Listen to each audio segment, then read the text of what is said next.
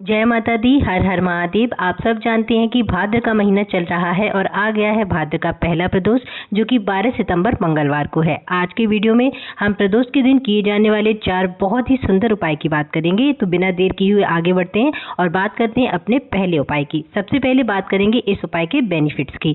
अगर आपके घर में बहुत ज्यादा लड़ाई झगड़े होते हैं, घर के सदस्यों में बनती नहीं है और हर समय घर में क्लेश का वातावरण रहता है, तो आपको ये उपाय प्रदोष के दिन जरूर करना चाहिए। इस उपाय को करने के लिए आपको क्या करना है, आपको लेनी है 7 लौंग और 2 कपूर के टुकड़े, और इन 7 लौंग और 2 कपूर के टुकड़ों को अपने घर के मिड पॉइंट पर, यानी आपके घर का जो मध्य बिंदु है उस पर रखकर जला देना है। देखिए, मान लीजिए ये है आपका घर, तो जो आपके घर का मिड पॉइंट होगा वो होगा ये वाला। ठीक है, आपको इसी मिड पॉइंट पर 7 लौंग और 2 कपूर के टुकड़ों को रखकर जला देना है। ध्यान रखना, आप जब ये लौंग और कपूर के टुकड़े को जलाओगे तब आपका जो फेस है वो दक्षिण दिशा की तरफ नहीं होना चाहिए। बाकी किसी भी दिशा में हो उससे कोई प्रॉब्लम नहीं है, बस दक्षिण दिशा में आपका फेस नहीं होना चाहिए। साथ ही आप ये उपाय किसी भी दिन कर सकते हैं, तो इस उपाय को जरूर करके देखिएगा। आपके घर में जो भी लड़ाई झगड़े होते हैं वो सब बंद हो जाएंगे।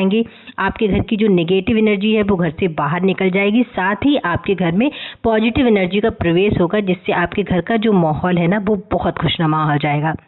ये हो गया हमारा पहला उपाय। आगे बढ़ते हैं और बात करते हैं अपने दूसरे उपाय की। लेकिन उससे पहले जो लोग इस चैनल पर पहली बार आए हैं और मेरी आवाज़ को पहली बार सुन रहे हैं, वीडियो को लाइक जरूर करिएगा, चैनल को सब्सक्राइब करिएगा। आगे बढ़ते हैं, बात करते हैं अपने दूसरे उपाय की।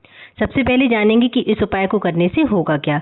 अगर आपके घर में बहुत अधिक बीमारियां हैं, घर का कोई ना कोई सदस्य बीमार बना ही रहता है और जो भी पैसे आपके घर में आते हैं वो सब के सब बीमारियों के इलाज में ही खर्च हो जाते हैं, तो आपको ये उपाय जरूर करना चाहिए। इस उपाय करने के लिए आपको लेना है 1 कटोरी गाय का कच्चा दूध, और इसके साथ ही आपको लेना है 1 स्टील का लोटा। ध्यान रखना, जिस भी उपाय में आप दूध को समर्पित करेंगे उस उपाय के लिए आपको कभी भी तांबे का लोटा नहीं लेना चाहिए, क्योंकि तांबे के लोटे में दूध संक्रमित हो जाता है और जहर बन जाता है, और इस संक्रमित दूध को शिवलिंग पर समर्पित नहीं किया जाता है। ठीक है, इसलिए आपको इस उपाय के लिए स्टील का लोटा लेना है।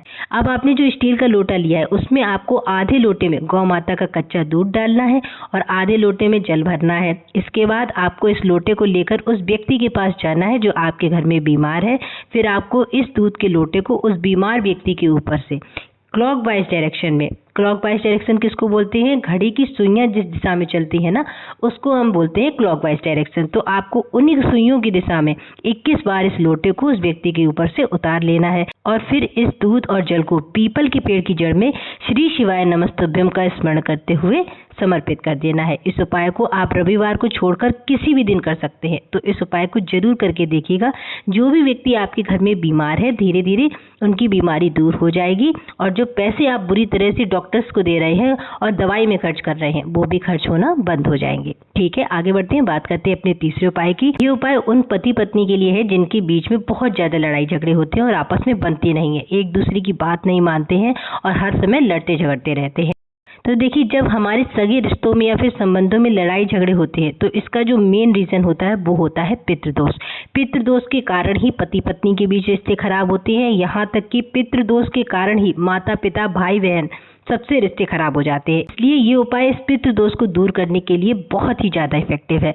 जब पितृदोष दूर हो जाएगा तो आपके रिश्ते अपने आप ही मजबूत हो जाएंगे। आइए जानते हैं इस उपाय को करने के लिए आपको करना क्या है। तो इस उपाय को करने के लिए आपको लेना है 1 तांबे का कलश और इसमें जल भर लेना है अपने घर से। फिर आपको इस जल के कलश को लेकर आपके घर में जितने भी रूम्स हैं उन सब में लेकर जाना है। याद रखना, आपको वॉशरूम में इस कलश को लेकर नहीं जाना है, बाकी सब जगह इस कलश को लेकर घूम लेना। इसके बाद आपको जाना है शिव मंदिर, और शिव मंदिर में शिवलिंग के पास उत्तर दिशा की ओर फेस करके बैठना है, और फिर पूरा का पूरा जल शिवलिंग पर श्री शिवाय नमस्तुभ्यम का स्मरण करते हुए समर्पित कर देना है, और भगवान शिव से प्रार्थना करनी है कि हे महादेव, हमारे घर में जो भी लड़ाई झगड़े होते हैं, जो भी मनमुटाव रहता है, जो भी मिसअंडरस्टैंडिंग्स हमारे रिश्तों के बीच में, हमें उनसे मुक्त कर दीजिए और हमारे जीवन और हमारे रिश्तों में प्यार भर दीजिए। जो भी व्यक्ति हफ्ते में 1 दिन इस उपाय को करता है उसके घर में हमेशा सुख शांति बनी रहती है और परिवार के सभी लोग खुश और प्रसन्न रहते हैं। और उसके घर में कभी भी पितृदोष नहीं लगता है। तो ये हो गया हमारा तीसरा उपाय। आगे बढ़ते हैं और बात करते हैं अपने चौथे उपाय की। अगर आप चाहते हैं कि आपके घर के सभी लोग स्वस्थ रहें, बीमारियां आपके घर में कभी भी प्रवेश न कर पाए, तो आप इस उपाय को जरूर कर लेना। साथ ही अगर आप चाहते हैं कि आपका परिवार कभी न टूटे, घर के सभी लोग साथ साथ रहें और खुश रहें, तो भी आप ये उपाय कर सकते हैं। इस उपाय को करने के लिए आपको लेना है एक रुद्राक्ष। इस उपाय को करने के लिए आप कोई भी रुद्राक्ष ले सकते हैं। कोई जरूरी नहीं है कि रुद्राक्ष एक मुखी हो, दो मुखी हो, पंचमुखी हो, ऐसी कोई जरूरत नहीं है। आपके पास जो भी रुद्राक्ष हो, आप उस रुद्राक्ष से ये उपाय कर लेना। इसके बाद तो आपको लेना है गौ माता का कच्चा दूध और लेनी है एक तांबे की प्लेट या फिर थाली। अगर आपके पास तांबे की प्लेट या थाली नहीं है तो आप इस उपाय के लिए तांबे का लोटा ले लेना। और अब आपको क्या करना है, आपने जो एक प्लेट ली है तांबे की या फिर जो भी लिया है, तांबे का लोटा लिया है, उसमें आपको गौ माता का कच्चा दूध डालना है और फिर इसी दूध में आपको रुद्राक्ष डाल देना है। ध्यान रखना, आपको इस प्लेट को जमीन पर नहीं रखना है, किसी ऊंचे स्थान पर रखना है, ठीक है। फिर आप इस प्लेट के सामने 7 बार धूप बत्ती जलाकर दिखा देना। इसके बाद इस धूप बत्ती को वहीं प्लेट के पास लगा देना और फिर एक अखंड दीपक जला देना और फिर इस प्लेट को पूरी रात के लिए इसी तरह रखा रहने देना। इसके बाद सुबह स्नान आदि करने के बाद आप जो रुद्राक्ष दूध में आपने रखा था ना, उसको निकाल लेना और किसी साफ सुथरे सफ़ेद रंग के कपड़े में लपेट देना। देखिए, ऐसा बिल्कुल भी ज़रूरी नहीं है कि आप सफ़ेद कोरा कपड़ा ही लें। आपके घर में जो भी साफ़ सुथरा सफ़ेद कपड़ा हो, आप उसके लिए यूज़ कर सकते हैं।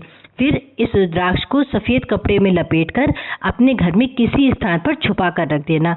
इस उपाय को करने से आपके घर में कभी भी नेगेटिव एनर्जी प्रवेश नहीं कर पाएगी, ना ही कोई बीमारी आएगी। आपके घर में हमेशा खुशियां बनी रहेंगी। अब आपके पास तांबे की प्लेट में जो दूध रखा हुआ है, उसको किसी पेड़ के नीचे डाल देना। तो ये उपाय जरूर करके देखिएगा। आज की वीडियो में इतना ही।